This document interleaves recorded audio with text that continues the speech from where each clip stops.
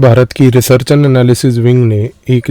श्रीलंका के अंदर बहुत ही बड़ी जीत प्राप्त करी है। ये जीत क्या है और ये किस लिए महत्वपूर्ण है, आज के इस वीडियो में इसी के ऊपर चर्चा करेंगे। चाइना में दो बड़ी महत्वपूर्ण संस्थाएं हैं। एक संस्था का नाम है मिनिस्ट्री ऑफ नेचुरल रिसोर्सेज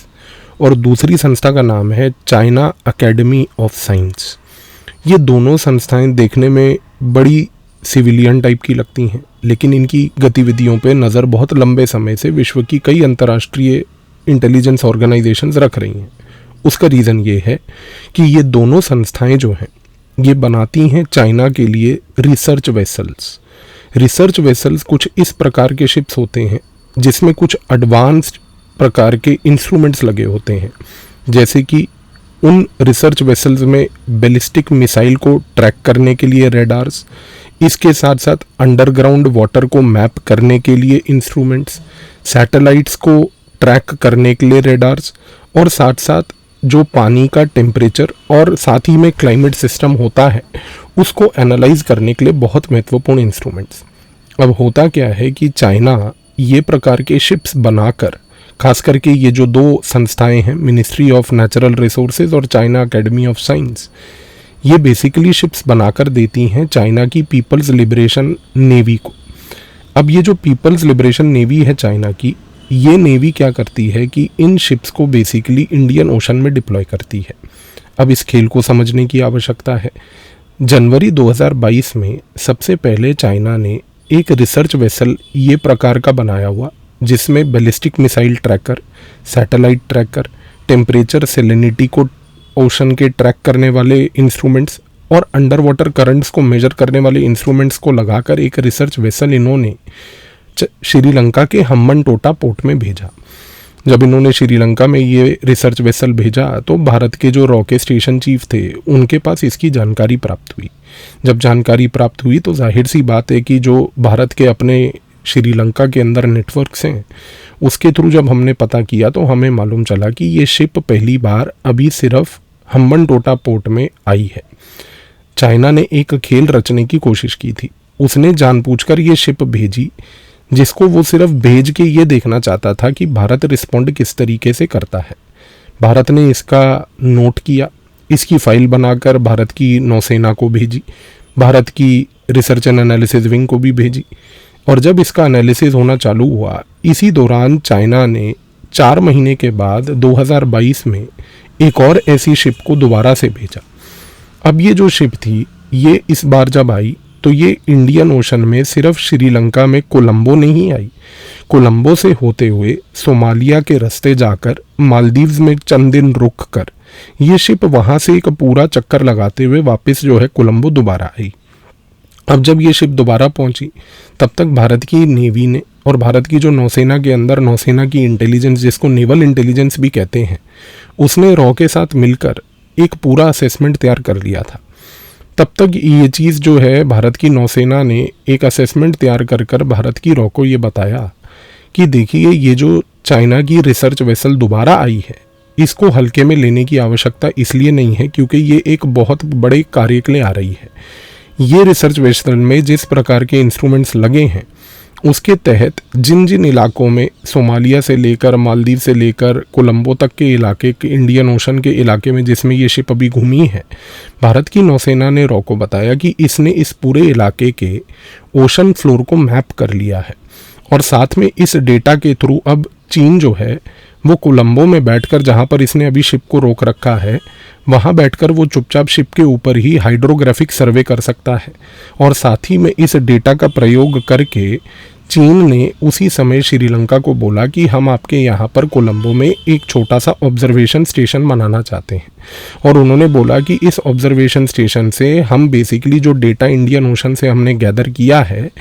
इस डेटा के थ्रू हम आइडेंटिफाई करना चाहते हैं पानी का तापमान यानी कि टेम्परेचर, पानी कितना खारा है यानी कि उसकी सेलिनिटी, इसके साथ साथ हम चेक करना चाहते हैं मरीन बायोलॉजी और साथ ही में ओशन करंट्स और क्लाइमेट सिस्टम्स को। तो उसके लिए आप हमें अनुमति दीजिए कि एक छोटा सा ऑब्जर्वेशन स्टेशन कोलंबो में बना दिया जाए। जैसे ही ये बात पहुंची भारत के रॉकेट स्टेशन चीफ श्रीलंका तक, उसी समय रनिल विक्रमसिंघे की सरकार को भारत से भी फ़ोन गया और हमने ये बात बोली कि देखिए ये कार्य करने से पहले आप पहली बात तो सोच समझ लीजिएगा और एकदम से जवाब देने की आवश्यकता नहीं। दूसरी सबसे बड़ी बात ये हुई कि चीन ने फिर से पानी टेस्ट करते हुए, भारत के रिस्पॉन्स को टेस्ट करते हुए तुरंत ही उस शिप को वहाँ से निकाला और वो वापस ले गए। 3 महीने के बाद 2022 में ये शिप फिर से एक चक्कर लगाती हुई वापस आई। इस तरीके से 2023 में भी हमने ये देखा कि श्रीलंका में कई बार ऐसी शिप्स जो रिसर्च वेसल्स के नाम पर चलती हैं ये बार बार आती गईं। इस कॉन्टेक्स्ट में भारत की रॉ ने इसके ऊपर कड़ी कार्रवाई करने की एक रणनीति तैयार करी। 2024 के जनवरी यानी कि पिछले साल जनवरी में भारत ने उस समय जो श्रीलंका के राष्ट्रपति रनिल विक्रमसिंघे थे उनको जाकर बोला कि देखिए ये जो रिसर्च वेसल्स आते हैं ये बहुत ही गंभीर हैं, क्योंकि ये किसी प्रकार की कोई मरीन रिसर्च करने नहीं आ रहे। ये बार बार जानबूझकर श्रीलंका में, मालदीव में इस पानी में इसलिए आ रहे हैं क्योंकि इनमें लगे हैं बैलिस्टिक मिसाइल ट्रैकर्स, इनमें लगे हैं बेसिकली इसके साथ साथ सबसे महत्वपूर्ण सैटेलाइट ट्रैकर्स। और ये आज की डेट में भारत के सैटेलाइट्स और बैलिस्टिक मिसाइल्स और इसके साथ साथ चंदीपुर कोस्ट से लेकर भारत के वेस्टर्न कोस्ट तक की पूरी कम्युनिकेशन को इंटरसेप्ट करने के रेडार्स लेके ये शिप्स आती हैं। और हम नहीं चाहते कि ये प्रकार की शिप्स आएँ। उस समय रनिल विक्रमसिंघे की सरकार भारत के अनुकूल सरकार थी। उसने कहा कि आप जो बोलेंगे वैसा ही होगा। तो भारत की तरफ से एक प्रपोजल श्रीलंका को ये गया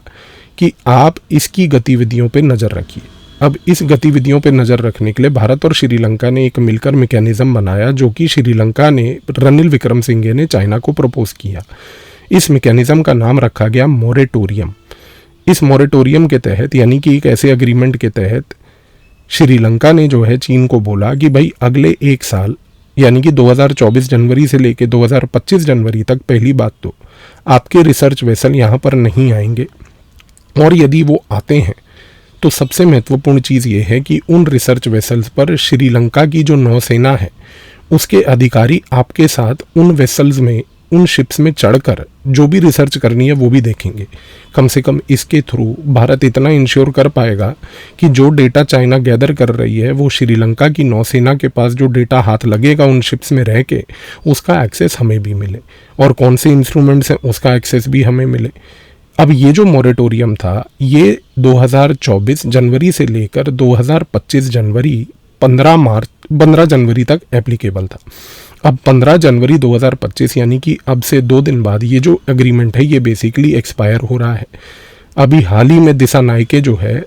वो बेसिकली जो नया राष्ट्रपति है श्रीलंका का, वो भारत विजिट के लिए आया था। आप सभी ने वो विजिट भी देखी, अभी दिसंबर के आखिर हफ्ते में ही हुई। उस हफ्ते के विजिट में जब ये व्यक्ति, जो उस समय का अभी नया श्रीलंका का राष्ट्रपति जब आया, तो भारत की रॉ की तरफ से जो रिप्रेजेंटेटिव वहाँ पर मीटिंग में बैठे थे उन्होंने ये बात स्पष्ट करके दिसानायके को बोल दी कि देखिए आप जो हैं चीन के समर्थक हैं, हम जानते हैं कि आप चीन के समर्थन से आए भी हैं, पूरा खेल जो आपके फेवर में हुआ है वो सारी इन्फॉर्मेशन हमारे पास है,